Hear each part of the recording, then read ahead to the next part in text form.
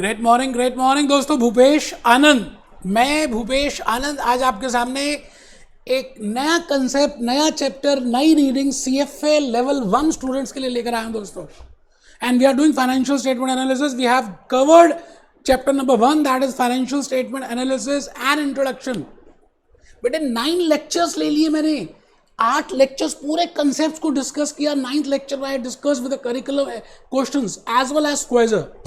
तो आज इस लेक्चर में मैं, that is in chapter number 2, that is the next reading, that is what I mean by financial reporting standards, why there is a requirement of standards, what I mean by standard setting bodies. बेटे आज मैं बड़ा कुछ बताने वाला हूं और थोड़ा सा I will be telling you, in detail that what is the basic logic behind setting bodies and that standard setting bodies and regulatory framework। आप पहले तो रजिस्टर ओपन करें और आज इस तरह से बैठ रहे हैं बेटे, आपको बिल्कुल स्ट्रेट होकर बैठ रहे हैं। मैंने आज आपके सामने ये फोटो भी रख दी है। आपको बेटे बिल्कुल सीधा होकर बैठ रहे हैं, बिल्कुल टेढ़ा होकर तो बैठ रहा है नहीं है, स्ट्रेट, बिल्कुल आपकी स्पाइनल कॉर्ड सीधी होनी चाहिए, रजिस्टर बाहर होना चाहिए। बेटे आज मैं काफी कुछ आपको बताने वाला हूं from my juice notes, from websites, एक गाना भी दिखाऊंगा आपको, पूरा एक बर्ड आई व्यू दे दूंगा that what I mean by financial reporting standards, why this chapter has been introduced by CFA Institute in financial statement analysis, why there is a requirement of this। FDI की बातें करते हैं, make in India की बातें करते हैं, globalisation की बातें करते हैं, लिबरलाइजेशन, फ्लैट वर्ल्ड, कोविड-19 वैक्सीन की बातें करते हैं, दैट हमारा सबका ब्लड एक जैसा है, तो एक जैसी स्टैंडर्ड्स क्यों नहीं। आइए रजिस्टर ओपन कीजिए, CFA level 1 financial statement analysis chapter number 2। बेटे chapter 2 reading 2 of financial statement analysis, जिसका नाम है फाइनेंशियल रिपोर्टिंग स्टैंडर्ड्स। हम पहले मीनिंग सीखेंगे। We have already seen that what are the financial statements, we have seen that what are the components of that, what are the elements for that, but आज हम standard setting bodies की नजरों से we will see from the point of view of standard setting bodies that what they want to see, what they want to say। आइए जी, एक छोटी सी प्यारी सी बात लिखी है आप सबके लिए। बेटे ये CFA लेवल का थोड़ा सा पेपर डिफिकल्ट होता जा रहा है, या पेपर ठीक समझ लीजिए, थोड़ा सा इन्होंने मार्क्स की परसेंटेज कुछ कम कर दी है। It may be due to computerize examination, but the point is हिम्मत नहीं हारनी है। लेवल 1, लेवल 2, लेवल 3 कंप्लीट करना यार। 1.5 ईयर में, 1 ईयर में, 1.5 ईयर में आराम से कर सकते हैं। पहले जमाना अलग था, 2 साल 2.5 साल में होती थी। Now you can complete within a year also. But my advice to you will be, people who get places are the ones who keep moving. चलते रहना है, हिम्मत नहीं हारनी। इस बार नहीं हुआ, नेक्स्ट टाइम हो जाएगा, कोई बात नहीं। आपको बेसिकली कंसेप्ट्स, लॉजिक्स और थॉट्स को पीछे माइंड में रखना है। बेटे पूरा करिकुलम, पूरा स्क्वायर अगर आप देखें तो it is based on concepts, it is based on real case studies. So you have to see the concepts and अपने माइंड में बार बार क्वेश्चन करना, why this, why this, why this. मैं भूपेश आनंद आज आपके सामने एक फ्लो चार्ट दिखाऊंगा और पूरा चैप्टर इस पूरे फ्लो चार्ट में मैं समराइज कर दूंगा। बेटा आप बस मेरे साथ बने रहना, लेकिन अभी फ्लो चार्ट हम नहीं कर रहे, अभी नहीं कर रहे बेटे, अभी नहीं कर रहे। मैं भूपेश आनंद आपको आज अपने जूस नोट्स भी दिखाऊंगा और कंसेप्ट नंबर 2 या पहले आप चैप्टर देख लीजिए। बेटे हम कर रहे हैं इस समय मेरे अपने ही जूस notes which I have prepared as per curriculum and quizzer. We are doing chapter number 2, that is financial reporting standards, and in total we will be doing with 12 chapters, 107 concepts, that is 107 learning outcomes. मैं इस समय chapter number 2 में हूँ, financial reporting standards में हूँ। And as you know, मैंने सभी chapters को on the basis of learning outcomes मैंने उनको कंसेप्ट्स में डिवाइड कर दिया है। I have divided into different small concepts. So first concept which I will be telling you today will be named as what I mean by financial statement reporting standards. Standards होती क्या है? Standards का meaning क्या है? Standard documents है क्या? Standard क्या policy documents हैं? Standard क्या procedures हैं? What I mean by standards. And the second concept which I will be telling you today, वैसे तो आज के इस लेक्चर में मैं पूरा आपको चैप्टर का एक व्यू देने वाला हूँ, then I will be starting with setting bodies, then I will be starting convergence, उसके बाद हम फ्रेमवर्क की बातें करेंगे कि इंटरनेशनल अकाउंटिंग स्टैंडर्ड बोर्ड क्या है, ये क्या फ्रेमवर्क फॉलो करती है, what are the qualitative characteristics, वो सब देखेंगे बेटे। आप बस टेंशन मत लो, मैं जैसा जैसा कह रहा हूं आप बस वैसे वैसे नोट करते रहना। आप पहले तो अपना रजिस्टर तो ओपन कर ही लो। और आप सभी से मैं भूपेश आनंद आज एक बात कहना चाहता हूं कि मैंने आज आपके लिए बड़ी सारी इंफॉर्मेशन गूगल से गैदर की है। पहली साइट जो मैं आपको दिखा रहा हूं उसका नाम है how many countries in the world. मुझे लगा मैं एक बार चेक तो कर लूं, मुझे लग रहा था 250 कंट्रीज हैं, बट बेटे कई बार क्या होता है बढ़ जाती हैं, कई बार कम हो जाती हैं। As per latest record there are 195 countries in the world. अब मुझे एक चीज बताइए, 195 कंट्रीज हैं इस दुनिया में, और 195 ट्रेडिशंस हैं, 195 कल्चर्स हैं, 195 हैबिट्स हैं, 195 कंट्रीज के अलग अलग अलग अलग लॉज हैं। We have separate laws, separate culture, separate society, separate ethics, है या नहीं? आप मुझे इतना बताएं। अब आप ये बताइए, if a Japanese company is Sanyo or any company is preparing their financial statements, then they have to follow Japanese standards.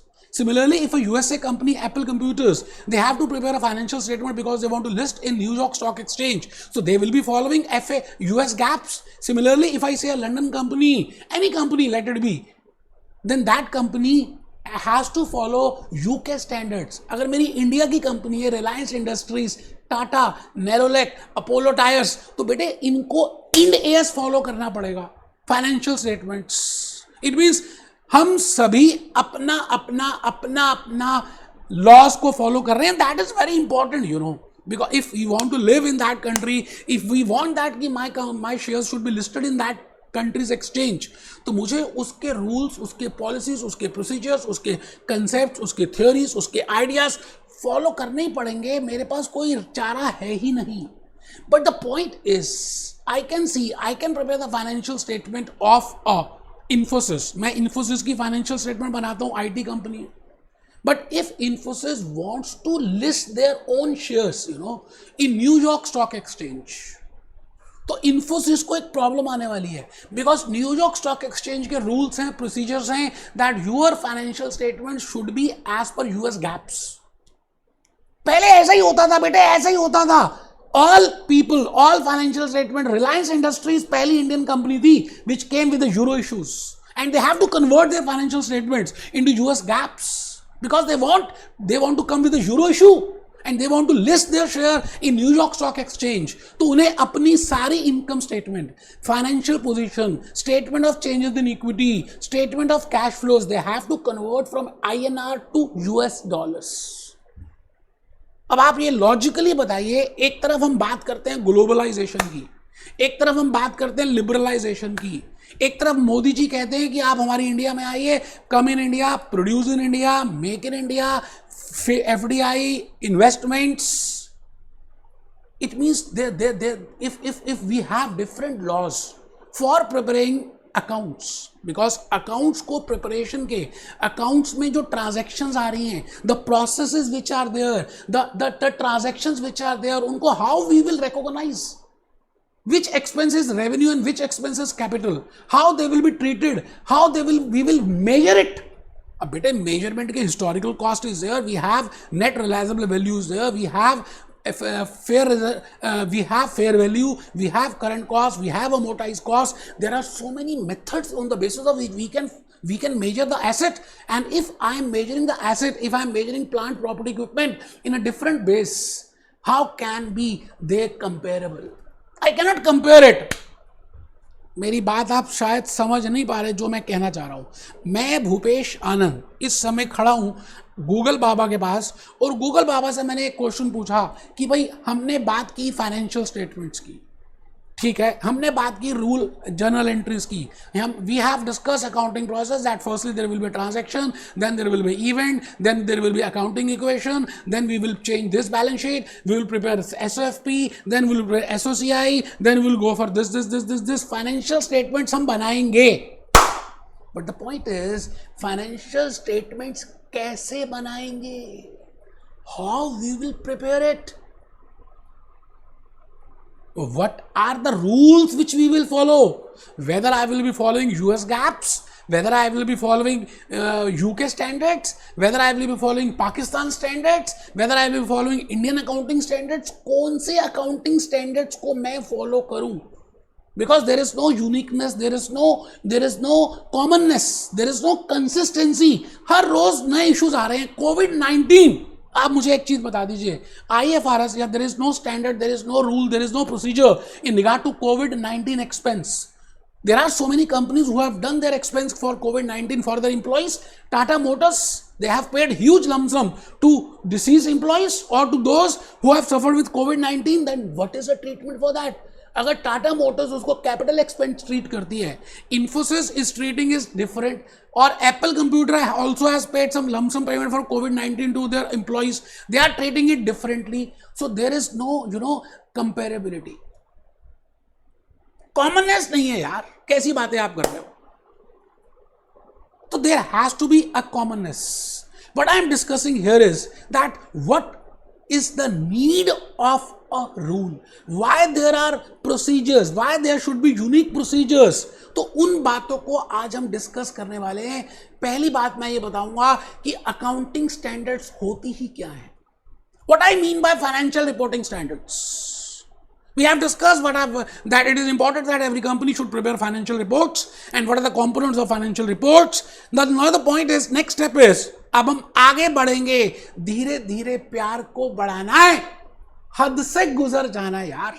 Now I am going to tell you that yes, I am preparing financial reports, but how they will prepare, whether there is some uniqueness, whether there are some rules, whether there are some processes, whether there are some procedures, whether there are some measurement basis on the basis of which I should prepare financial reports or not, and why there is a need of these standards.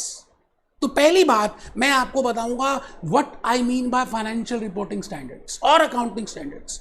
Then I will be telling you why there is a need of financial reporting standards, and then I will be telling you who will prepare it, कौन बनाएगा, standard setting bodies क्या होती हैं, regulatory framework क्या होता है, what is the difference between these two, what is the difference between socks act and security exchange commission, what is the difference between FASB and security exchange commission in USA. बेटे कुछ regulatory bodies होती हैं और कुछ standard setting bodies होती हैं. आज हम IASB की बातें करेंगे, IFRIC की बातें करेंगे, फाउंडेशन की बातें करेंगे. तो आप सभी रजिस्टर ओपन करें. दोबारा से मैं बार बार रिक्वेस्ट कर रहा हूं कि आज का लेक्चर बड़ा ही प्रीशियस है, बिकॉज मुझे आज बताना है कि how I can compare Apple computers financial statements with Infosys, because both are doing IT, and I will be comparing how I can compare with Zoom balance sheet financial statements. तो अगर मुझे as a investor in companies में invest करना है, तो ये companies एक ही exchange में लिस्टेड होनी चाहिए, या नहीं भी होती तो इनका जो फाइनेंशियल स्टेटमेंट बनाने का तरीका है, इन्होंने जो प्रोसेस फॉलो किया है, इन्होंने जो मेथड्स फॉलो किए हैं, इन्होंने जो प्रोसीजर्स फॉलो किए हैं, वो एक ही तरह के होने चाहिए. क्योंकि अगर एक ही तरह के हैं तभी a investor can take a economic decision that where to invest, when to invest, whether to invest or not to invest. So because of these reasons, it is now important that I should have accounting standards. उसके बाद हम Wikipedia में आएंगे, लेकिन अभी आप कहीं नहीं आ रहे, आप अपने रजिस्टर में इस समय बैठे हुए हैं और रजिस्टर को ईमानदारी से देख रहे हैं. मैं भूपेश आनंद, मैं आज आपके सामने यहाँ खड़ा हूँ और मैं चाहता हूं कि पहले आप इस एक्सप्लेनेशन को देखिए, फिर मैं अपने जूस नोट्स में आऊंगा. Firstly you will write on my hand written slides. बेटे पहले आपने मेरी हैंड रिटन स्लाइड्स को लिखना है. बड़े प्यार से, बड़ी मेहनत से बताया. आज का लेक्चर अगर आपने ईमानदारी से कर लिया ना, तो बेटे फाइनेंशियल रिपोर्टिंग स्टैंडर्ड्स के पूरे 5-6 लेक्चर्स की कोई जरूरत नहीं पड़ेगी, बिकॉज मैं आज ही क्रक्स बता दूंगा. I will give you how to catch a fish. I will give you the knowledge how to catch a fish. I will not give you a fish. बेटे फिश तो एक ही दिन खाओगे. अगर आपने ये सोचना स्टार्ट कर दिया जैसे मैं कहता हूं, तो बेटे आपको सभी कुछ ऑटोमेटिकली पता चल जाना है. तो आप सबसे पहले लिखिए फाइनेंशियल रिपोर्टिंग स्टैंडर्ड्स क्या होती हैं. मैंने कहा जी फाइनेंशियल रिपोर्टिंग स्टैंडर्ड को इंडिया में अकाउंटिंग स्टैंडर्ड्स भी कहते हैं, या अमेरिका में US गैप्स भी कहते हैं. या यूके में IFRS IAS भी कहते हैं आप, लेकिन लिखिए फाइनेंशियल रिपोर्टिंग स्टैंडर्ड्स। मैंने कहा जी स्टैंडर्ड्स का मतलब क्या होता है? जैसे आप कोई खाने का सामान लेते हैं, उसमें लिखा होता है ISO मार्क, आप डायमंड खरीदते हैं तो हॉल मार्क, आप कुछ भी परचेज करते हो तो there is a registered mark, trademark, ISO mark, hallmark, Agmark, ISI mark. What is this? That they are following some minimum basic requirements. इसी तरह से while preparing financial statements there are some rules, there are some procedures, there are some processes, and there are some policies on the basis of which I as a manager, I as a financial analyst will see in regard to recognition कि कोई expense मैंने किया उसको recognise कैसे करें। कोविड-19 lump sum amount I have paid to my employees, how I will recognise that, how I will measure it. बेटे measurement के तरीके अगर अलग अलग हो जाएंगे तो आपकी वैल्यूज अलग अलग आएंगी, SOF भी अलग अलग आएगी। How I can not compare Apple with Infosys, I can not compare Infosys with zoom. So there has to be uniqueness, there has to be a commonness. So those principles, those processes, those rules, those policy documents in accounts, मैं accounts की बातें कर रहा हूं, in regard to recognition, in regard to measurement, in regard to treatment, in regard to presentation, in regard to disclosure, इन सभी को बोलते हैं financial reporting standards. So these are financial reporting standards, those rules, ऐसे processes, ऐसे procedures, ऐसे methods जो मुझे किसी भी transaction को recognize कैसे करना है, उसकी treatment कैसे करनी है, उसकी valuation कैसे करनी है, उसकी measurement कैसे करनी है, उसको disclose कैसे करना है। अगर मैं ये सब कुछ बना पाऊँ और the benchmarks which are given to me, that is named as financial reporting standards. कई बार हम इसको अकाउंटिंग स्टैंडर्ड्स भी कह देते हैं, जैसे आपके घर के नाम बंटी, बबली, चिंटू, छोटू, रामू है, वैसे भी I can say them as accounting standards because these are the rules, these are the procedures for preparing financial statements. ठीक है जी। On transactions in financial statements, बेटे हैंड रिटन स्लाइड्स लिखना कंपलसरी है। अभी मैं जूस नोट्स दिखाऊंगा, मैंने PPTs बनाई आपके लिए, मैंने हैंड रिटन स्लाइड्स बनाई, मैंने गूगल से बातें की, मैंने अभी एक गाना भी दिखाना है। मैं चाहता हूं आपको लॉजिकली सारी बातें समझ आए। Of transactions in financial statements, it means, मैं दोबारा से सेंटेंस कंप्लीट करता हूं। मैंने कहा जी सबसे पहले आपने मीनिंग लिखना है। आज के इस लेक्चर में, पहले लेक्चर में हम कर रहे हैं financial reporting standards. Financial reporting standards are, आप यहां लिख दीजिए आर रूल्स। मैंने कहा जी financial reporting standards are rules, financial reporting standards are rules, financial reporting standards are procedures, financial reporting standards are the processes, financial reporting standards are the policy documents in regard to किसके लिए? in regard to recognition। Sentence पहले complete करते हैं। in regard to measurement, in regard to treatment, in regard to presentation, in regard to disclosure of, किसकी? of transactions इन, कहां पे? इन financial statements. और बेटे फाइनेंशियल स्टेटमेंट के 4 एलिमेंट्स आपको पता ही है। व्हेन आई से फाइनेंशियल स्टेटमेंट्स तो आप समझ जाना, मैं SOCI की बात कर रहा हूं, SOFB की बात कर रहा हूं, SOCE की बात कर रहा हूं, SOCF की बात कर रहा हूं। इसका मतलब ऐसे रूल्स, ऐसे प्रोसेस, ऐसे थॉट्स, ऐसे प्रोसीजर्स जो रिकॉग्नाइजेशन की बातें करें, जो ट्रीटमेंट की बातें करें, जो प्रोसेसेस बताएं कि आप जब फाइनेंशियल स्टेटमेंट्स बना रहे हो तो आपको ये तरीका, ये मेथड फॉलो करना है। आप मुझे एक चीज़ बताइए, अगर आप सेंट्रल स्कूल में पढ़ते हो या आपके कोई रिलेशन में या आप किसी को जानते हैं जो सेंट्रल स्कूल में पढ़ता है, बेटे आर्मी के बच्चों को सेंट्रल स्कूल में पढ़ाया जाता है जनरली। अब क्योंकि आर्मी के जो स्टाफ है उनकी बड़ी जल्दी जल्दी पोस्टिंग होती रहती है, तो उनके बच्चे भी पोस्ट हो जाते हैं, मतलब कभी इस सिटी में, कभी दूसरी कंट्री में, कभी दूसरी सिटी में। अगर उनका सिलेबस सेम ना हो तो बड़ी प्रॉब्लम आ जाएगी, वो बच्चे तो पीछे रह जाएंगे पढ़ाई में।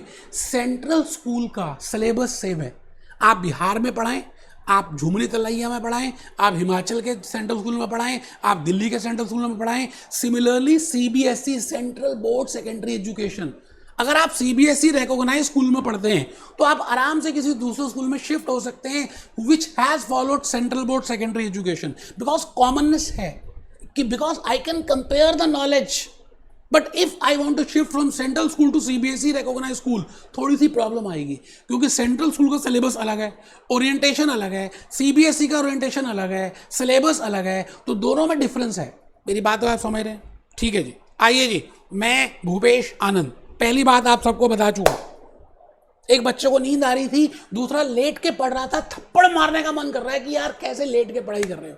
मैं यहाँ पर टाई पहन के खड़ा होकर फुल एनर्जी के साथ आपको बता रहा हूँ और आप नोट भी नहीं कर रहे, ढीले ढीले बैठे हो, लेट के पढ़ रहे हो, शर्म आनी चाहिए। तो first point which I have just told you is what is the meaning of financial reporting standards. The second point जो मैं आज आपके सामने अपनी हैंड रिटन स्लाइड्स, अभी जूस नोट्स में आएंगे, अभी दोबारा से साइट्स में आऊंगा, मैं पहले अपना लॉजिक, अपनी कहानी तो बता दूं, कहानी किस्मत की, why there is a need of financial reporting standards, as I have already discussed in the beginning you know of this lecture only. तो मैं आज अभी वो दोबारा से रिपीट ही करूंगा, what is the need, why there is a requirement of financial reporting standards. अगर नहीं होती, जो अभी तक नहीं थी, कुछ साल पहले तक तो थी भी नहीं, सबकी अपनी अपनी थी, अपना अपना डबली, अपना अपना राग। यूएसए वाले कहते हैं हमारी गैप्स अच्छी है, इंडिया वाले कहते हैं हमारी अकाउंटिंग स्टैंडर्ड्स अच्छी है, पाकिस्तान वाले कहते हैं हमारी अच्छी है, जापानीज वाले कहते हैं हमारी अच्छी है, चाइनीज वाले कहते हैं हमारी अच्छी है। सब अपना अपना राग, अपनी अपनी डबली बजा रहे थे, कंपैरिजन कुछ हो नहीं सकता था, बड़ी प्रॉब्लम आती थी रिलायंस यूरो इशूज में। एक तरफ तो हम ग्लोबलाइजेशन की बातें करते हैं, एक तरफ हम फ्लैट वर्ल्ड की बातें करते हैं। तो मैंने पहले लिखा अकाउंटिंग स्टैंडर्ड्स की हालत पहले अलग अलग कंट्रीज में सेपरेट सेपरेट थी। इंडिया में institute of chartered accountants of India है, who is preparing their accounting standards. USA में there is a financial accounting standard board जो यूएस गैप्स बना रहे थे। इसी तरह से यूके में फाइनेंशियल रिपोर्टिंग काउंसिल है, who is preparing their own financial reporting standards. इसका मतलब सब कुछ अलग अलग था। और स्पेसिफिकली अगर आप देखें कोविड-19 के बाद हम सारे कंट्रीज कुछ क्लोज आ गई। वैसे स्टैंडर्ड्स उससे पहले बनी, मैं जस्ट एग्जांपल दे रहा हूँ कोविड का, और कोई एग्जांपल मैं चाहता हूँ, और कोई मेरा सेंस नहीं है, मैं बताना चाहता हूँ कि ये दुनिया छोटी सी है, ये दुनिया फ्लैट है। नो डाउट पहले डेवलपमेंट यूके में हुई, फिर यूएसए में हुई बेटे, लेकिन अब दौर आ चुका है ब्रिक कंट्रीज का, ब्राजील का, रशिया का, इंडिया का, चाइना का। तो जब तक हम सब एक जैसी बातें नहीं करेंगे, जब तक हम एक जैसे रूल्स को फॉलो नहीं करेंगे, जब तक हम एक जैसे पॉलिसीज को, प्रोसीजर्स को फॉलो नहीं करेंगे बेटे, हम पीछे रह जाएंगे। इसलिए पहली रिक्वायरमेंट थी of these financial reporting standards. Because of that एक नई बॉडी बनी, अभी देखेंगे कौन सी बॉडी बनी, मैंने अभी तक तो नाम भी नहीं बताया। दूसरी नीड, दूसरा कारण, दूसरा रीजन था, एनरॉन का नाम सबने सुना होगा, लेमैन ब्रदर का नाम सुना होगा, किंगफिशर एयरलाइन का नाम सुना होगा, सहारा इंडिया का नाम सुना होगा, कुबेर फाइनेंस। बेटे ऐसे हजारों कंपनीज हैं जिन्होंने फाइनेंशियल फ्रॉड्स किए। इससे क्या होगा, ट्रस्ट कम हो जाएगा, विश्वास कम होगा। अच्छा, जब ट्रस्ट कम होगा तो इन्वेस्टर विल नॉट इन्वेस्ट। अच्छा, जब वो इन्वेस्टर इन्वेस्ट नहीं करेगा तो पैसे बैंक में ही पड़े रहेंगे, वो कैपिटलाइजेशन फॉर्म में कन्वर्ट ही नहीं होंगे, economic growth will not be there, GDP will not be there. तो फिर अल्टीमेटली मजा नहीं आएगा लाइफ का दोस्तों, कहीं ग्रोथ होगी नहीं। तो अगर आपको ट्रस्ट डेवलप कराना है, अगर आप चाहते हैं कि जो सेविंग्स हैं those should be converted to capital, those should be invested in these companies because they will use for production purpose, there has to be a trust wave, there has to be a commonness while preparing financial statements। बेटे financial statement एक चेहरा होते हैं, जैसे आपने आलिया भट्ट को देखा। अब जैसे ही आपने आलिया भट्ट को देखा, उसके चेहरे को देखा, तो आपको लगा, या मैं कहता हूँ आलिया भट्ट की मैं आपको चेहरा ना भी दिखाऊं, उसकी आंखें दिखा दूं। कई बार वो आती है ना मैगजीन में, उनकी सभी हीरोइंस की आंखें काट के लगा देते हैं, आइस। तो आईज एक ऐसा पार्ट है बॉडी का जिससे आप पूरी पर्सनालिटी एक सेकंड में जज कर सकते हैं। मैं आलिया भट्ट की फोटोग्राफ की आईज काट कर लगा दूं, कैटरीना के लगा दूं, दीपिका के लगा दूं और आपसे कहूं बताओ कौन सी हीरोइन कौन सी है, आप इजीली बता दोगे, बिकॉज आईज जो हैं पूरी बॉडी को, पूरे फेस को रिप्रेजेंट करती हैं। Similarly financial statements represent the whole organization, the whole entity. इसका मतलब फाइनेंशियल स्टेटमेंट के अंदर कुछ ना कुछ ऐसे फॉलो मेथड्स होने चाहिए which will help in identifying those. तो दूसरा रीजन मैंने ये लिखा, ठीक है सर, बिल्कुल अच्छी बात है। Third reason is due to globalization, due to liberalization, due to foreign direct investment. आप बातें बड़ी बड़ी करते हो फॉरेन डायरेक्ट इन्वेस्टमेंट की, ग्लोबलाइजेशन की, कॉमननेस है नहीं, स्टैंडर्ड्स एक नहीं है, अकाउंटिंग प्रोसेस अलग नहीं, अलग अलग हैं, फिर कैसे आप कंपेयर कर पाएंगे? How you will go for euro issues, how you can calculate the worth, how you will calculate the value of a company. बातें करते हैं डीमर्जर की, लिबरलाइजेशन की, एक्विजिशंस की, मर्जर्स की, अमेलगमेशन की, when you can not value it, when you cannot preparing it as per the commonness, then there is nothing of globalization to ensure basic information needs of investors. I think in the last chapter मैंने आपको एक ही बात बताई थी, that financial statement जो CFA Institute बार बार emphasize कर रहा है, that investors have to take economic decisions, bankers have to take economic decisions, creditors have to take economic decisions. तो हाउ दे विल टेक, वो कंपनी के अंदर जाकर तो इन्फॉर्मेशन नहीं निकालेंगे बेटे, कंपनी जो उनको कम्युनिकेट कर रही है वो फाइनेंशियल स्टेटमेंट्स उन्हीं से निकालेंगे। तो there has to be some creditworthiness, there has to be some commonness, there has to be some benchmark, on the basis of that we have prepared those financial statements. So because of that, then only I can compare Apple with Infosys with Zoom. Otherwise, I cannot compare it. If they are common, then only I can do it. So financial statement, then only I can compare. Or even if I want to compare a cement company, USA cement company, I want to invest in a cement company. मुझे USA cement company, UK cement company, Japanese cement company, Indian cement company को compare करना है। अब जब ये सभी cement companies ने एक ही तरह के standards follow की होंगी तभी मैं कंपेयर कर सकता हूं, अदरवाइज आई कैन नॉट।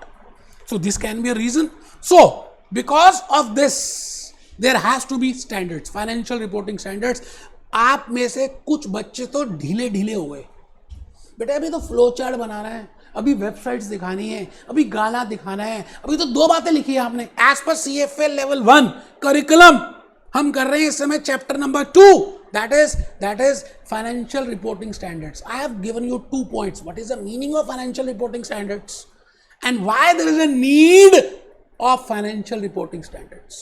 अच्छा, अब हमने कह दिया कि स्टैंडर्ड्स होनी चाहिए, प्रोसेस होने चाहिए, रूल्स होने चाहिए। आप ये बताइए, हम सब जॉइंट, मैं अपनी बात कर रहा हूँ, I am living in a joint family.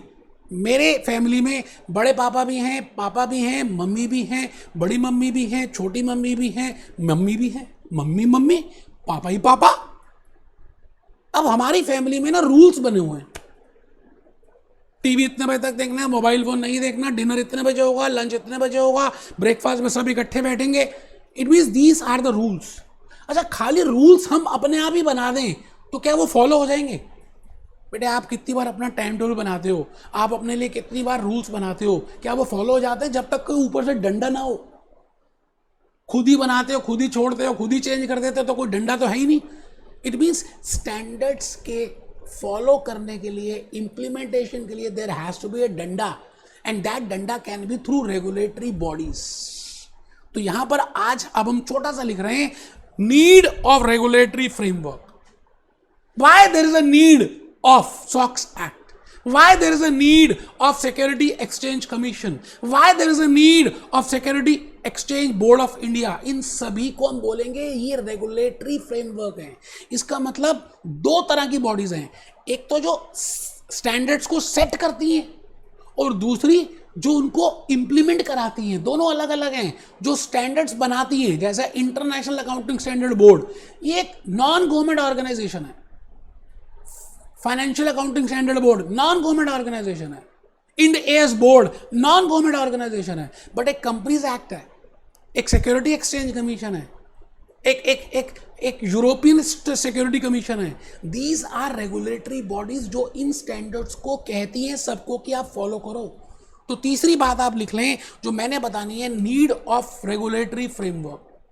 भाई साहब खाली रूल्स बनाने से कोई फॉलो नहीं करेगा। रेड लाइट में क्रॉस नहीं करना है, मैंने रूल बना दिया, जब तक वो ट्रैफिक पुलिस वाला वहां खड़ा नहीं होता, वो जब तक चालान नहीं होगा, जब तक आपको डर नहीं होगा, आप रेड लाइट क्रॉस करोगे। सो बिकॉज कि आप रेड लाइट क्रॉस ना करो, which is good for you as well as for society, we have regulatory framework. वो मैंने लिखा, फाइनेंशियल रिपोर्टिंग स्टैंडर्ड्स को रिकॉग्नाइज को मेजरमेंट करना है, इस तरह से ट्रीट करना है, इस तरह से प्रेजेंट करना है, इस तरह से डिस्क्लोज करना है। इन सभी के लिए there has to be a regulatory framework, डंडा होना चाहिए। मेरी बात आप समझ रहे हैं? आइए जी, आइए, मैं भूपेश आनंद एक छोटी सी बात आपको पहले दिखा दूं, उसके बाद हम आगे आएंगे। बड़ा प्यारा सा गाना एक मैं आपको सुनवाना चाहता हूं, इकबाल का। बेटे ये जो लड़का है सुन नहीं पाता, बोल भी नहीं पाता, बट इसके सपने हैं कि मैं इंडियन क्रिकेट टीम का मेंबर बनूं, बॉलिंग करूं और जीत जाऊं। तो कहते हैं जब आपके सपने बड़े बड़े होते हैं ना, तो ये सारी चीजें तो रीजंस हैं। आपका सपना है you want to become a chartered financial analyst within 1.5 year max to max. फिर लिमिटेशंस, फिर अजम्पशंस, फिर कॉन्स्ट्रेंट्स आपके सामने नहीं आने चाहिए। जरा देखिए ये लड़का क्या कर रहा है।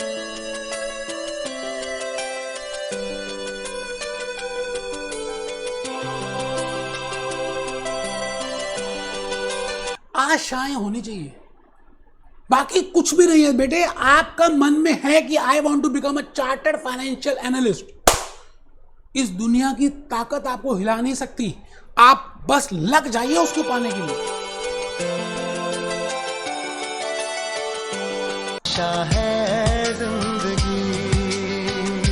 आई थिंक आप मेरी बात, मेरा मैसेज समझ पाए हैं जो मैं कहना चाह रहा हूं।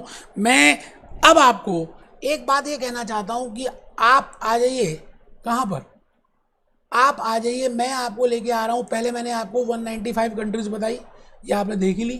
फिर मैंने आपको नोकिया एप्पल कंप्यूटर्स की इमेजेस दिखाई, ये भी आपने देख ली। मैं सीधा आ गया जी यहाँ पर। विकिपीडिया एक ऐसी साइट है जिसको मैं हर लेक्चर में थोड़ा सा आपके सामने लेकर आऊंगा। And as per Wikipedia a very beautiful definition has been given in regard to financial reporting standards। आज हम उन्हीं को देखेंगे। मैं भूपेश आनंद आज आपके सामने अकाउंटिंग स्टैंडर्ड्स की बातें करूंगा। इंटरनेशनल अकाउंटिंग स्टैंडर्ड बोर्ड वैसे मैंने अभी तक बताया नहीं, IASB, बस अभी आपको जस्ट इतना बताया कि there is a setting body, कोई तो बनाएगा ना उसको। जैसे हमारी इंडिया में या USA में पहले US गैप्स थी तो कौन बनाता था? FASB। इसी तरह से UK में we have a body FRC, financial reporting commons कुछ बनाते थे, तो दैट इज इन UK।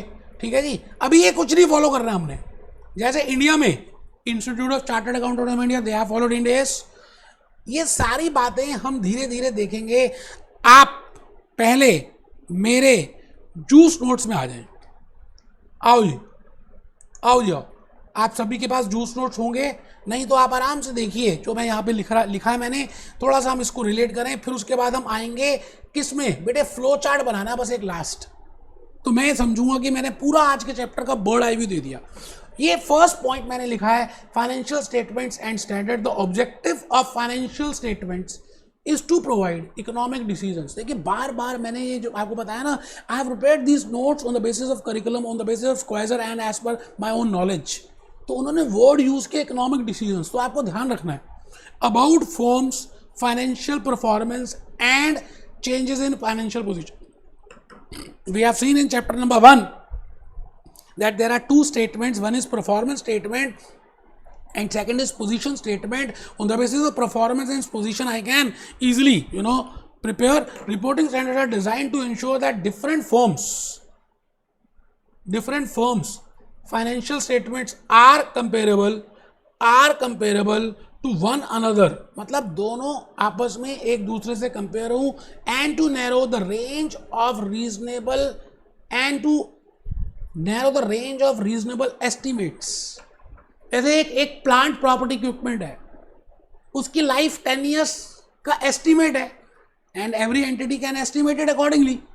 तो उसका लॉजिक क्या होना चाहिए, how you can estimate that life, it is up to you, but there has to be some commonness life of this will help users of the financial statements who rely on them for activities comparing profitability etc etc etc। ये बेटे मैंने juice notes prepare किए हैं आपके लिए, और मैं उसके बाद हैंड रिटन स्लाइड्स के साथ साथ जूस नोट्स भी एक्सप्लेन कर रहा हूं। तो मुझे लास्ट आज का पॉइंट बताना है और बस आज का लेक्चर हम कंप्लीट कर देंगे। ये एक लास्ट पॉइंट है जो आपको पता होना चाहिए बेटे। ये एक फ्लो चार्ट प्रिपेयर कर दीजिए, बस फ्लो चार्ट है बेटे लास्ट, बाकी तो लेक्चर 2 से मज़ा आने ही वाला है, बड़ी प्यारी प्यारी बातें बताऊंगा। तो प्लीज़ आप सभी थोड़ा सा और लिखना रह गया, बस एक चार्ट ही बनाना है। हेडिंग लिखिए flow chart for understanding chapter 2। बेटे हर चैप्टर का मैंने फ्लो चार्ट प्रिपेयर किया है। चैप्टर 1 का फ्लो चार्ट बनाया था, और चैप्टर 1 से पहले जब मैंने सब्जेक्ट को इंट्रोड्यूस किया उसका फ्लो चार्ट बनाया। आज मैं नेक्स्ट थर्ड फ्लो चार्ट बना रहा हूँ चैप्टर 2 का, मतलब इंट्रो का फ्लो चार्ट, चैप्टर 1 का फ्लो चार्ट, चैप्टर 2 का फ्लो चार्ट। तो आप हेडिंग लिखिए flow chart for understanding chapter 2 financial reporting standards. मैं सबसे पहले एक बॉक्स लिखूंगा और उस बॉक्स में मैं लिखूंगा meaning of financial reporting standards. सभी बच्चे लिखिए। पहला बॉक्स बनाएंगे जिसमें हम meaning of financial reporting standards लिखेंगे।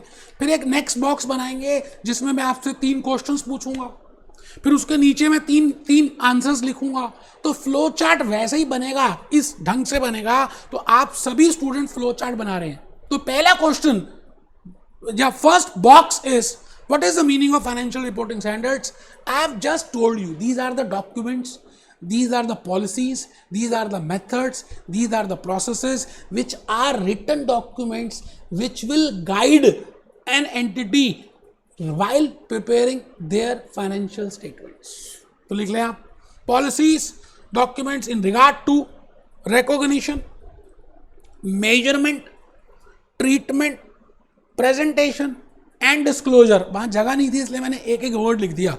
recognition, measurement, treatment, presentation and disclosure of transactions in financial statements। ठीक है sir. Now I can understand the whole chapter if I can answer these 3 questions। अगर आप 3 questions का answer कर दें तो बेटे चैप्टर 2 चुटकियों में हो जाएगा, जो बच्चे डिफिकल्ट समझते हैं। Question number 1, why there is a need of financial reporting standards और अकाउंटिंग स्टैंडर्ड्स। अब तो समझ आ गया आपको, जो मैं आज के लेक्चर में थोड़ा सा बता भी चुका हूं। क्वेश्चन नंबर 2, हु इश्यूज, कौन इशू करता है। It mean standard setting bodies are there, IASB is there, FASB is there, we have seen that, IND AS board is there, accounting standard board is there, and who regulates it. Security exchange commission, SEBI की बातें की मैंने, security exchange commission की बातें की, socks की बातें की, सॉक्स एक्ट की बातें की। It means there are 2 bodies, 2 tier bodies है, एक तो बनाते हैं, एक इंप्लीमेंट कराते हैं। तो question number 2 will be who issues and who एनफोर्सेस it. Question number 3 will be, अब जो बनाएंगे उनका कोई फ्रेमवर्क होता है क्या। स्टैंडर्ड है जैसे मर्जी जब मर्जी जैसे कुछ भी बना दो, तो there has to be a framework, there has to be a qualitative characteristics, there has to be some elements, वो हम देखेंगे। इन 3 क्वेश्चंस का आंसर करने के लिए बेटे आपको नीचे फिर दोबारा से एरोज बनाने, आंसर 1, आंसर 2, आंसर 3 लिखना बेटे, सभी बच्चे लिखेंगे। लास्ट है यार answer 1, objective of financial reporting standards. ये सब ने कर लिया। Importance of financial reporting standards in analysis and in valuation. Because I am a chartered financial analyst, मैं CFA बनने वाला हूं, मैं एनालाइज करूंगा, मैं चीजों सिक्योरिटीज को एनालाइज करूंगा। I want to analyse the securities of Apple computers, I want to analyse the securities of General Motors, I want to analyse the securities of Pepsi. तो मैं कब तक कैसे एनालाइज करूंगा, from the financial statements. So first point is, what is the objective of, why there's a need of financial reporting standards? Because a CFA has to analyze the securities, has to value the securities. So these are the needs or the reasons or the importance of financial reporting standards. तो question number 1 का answer number 1 कर रहा है। Question number 2, which are standard setting bodies and which are regulatory framework, इसका answer number 2 है FASB लिखिए, छोटा सा अभी दिखाई मैंने साइट आपको, IASB लिखिए, अभी दिखा रहा हूं, SEC अभी दिखा रहा हूं, security exchange commission, European security commission, ESC, एक बच्चा कह रहा है इक्विटी शेयर कैपिटल है, थप्पड़ मारो, यूरोपियन सिक्योरिटीज कमीशन है। और लास्ट है IOSCO, नाम सुना होगा, इसको अभी पढ़ेंगे। तो क्वेश्चन नंबर 2 का आंसर नंबर 2। क्वेश्चन नंबर 3 कि जब आप स्टैंडर्ड सेटिंग बॉडीज बन गए, आप IASB हो, तो उसका स्ट्रक्चर कैसा है, उसके पास फ्रेमवर्क कैसा है, उनके अपने कुछ लिमिट्स हैं या नहीं है, तो वो आंसर नंबर 1 है। What are the ideas on the basis of which they will prepare the standards, what are the qualitative features, reliability, relevance and reliability, faithful representation. हम कुछ क्वालिटेटिव फीचर्स देखेंगे कि वो 2 फीचर्स तो होने ही चाहिए किसी फाइनेंशियल स्टेटमेंट में, एलिमेंट्स होने ही चाहिए फाइनेंशियल स्टेटमेंट्स में, SOFP, SOCI, तो वो फ्रेमवर्क है, दैट वी विल सी। अच्छा, आप ये सब कर लेंगे तो what is the objective of this chapter number 2? If a company is preparing financial statements as per reporting standards, तो फिर क्या होगा? कुछ कुछ होता है। क्या क्या होगा? जब आप कोई भी चीज ट्रांसपेरेंसी से दिखाएंगे तो सामने वाले जो इन्वेस्टर्स हैं, सामने वाली जो पब्लिक है, सामने वाले जो मैंगो पीपल हैं, आम आदमी, वो सब जानता है कि आपने कैसे प्रिपेयर किया, तो उसको अच्छा लगेगा, उसको मन में एक ट्रस्ट फैक्टर आएगा, उसको लगेगा कि कुछ डमी एंट्रीज नहीं है, कुछ मैनिपुलेशन नहीं है, कुछ क्रिएटिव अकाउंटिंग नहीं है, I can compare and I can take economic decisions on the basis of these financial statements. जब वो ऐसा करेगा तो उसके बाद उसको और ज्यादा सेटिस्फेक्शन मिलेगी, वो खुश होगा। और जब वो खुश होगा तो बेटे, जब आप बहुत ज्यादा खुश होते हैं ना, तो अपनी खुशी बाकी सब लोगों से शेयर करते हैं। जब आपका CFA लेवल 1 क्लियर होगा ना, उस दिन आप अपने दोस्त जिससे आपने 6 महीने से बात नहीं करी, उसको भी बताएंगे कि मेरा लेवल 1 क्लियर हो गया, क्योंकि आप खुश हैं। अपने पड़ोसी को, अपनी गर्लफ्रेंड को, जो जिसने आपके साथ अब कुछ बातचीत नहीं है, उसको भी डिस्कस करेंगे, आई हैव क्लियर्ड लेवल 1, क्योंकि आप खुशी संभाल ही नहीं पाओगे, खुशी को बढ़ाओगे। तो इसी तरह से a share holder, a investor of this type of company which is preparing financial reporting standards will feel happy, will share it, and ultimately demand will create।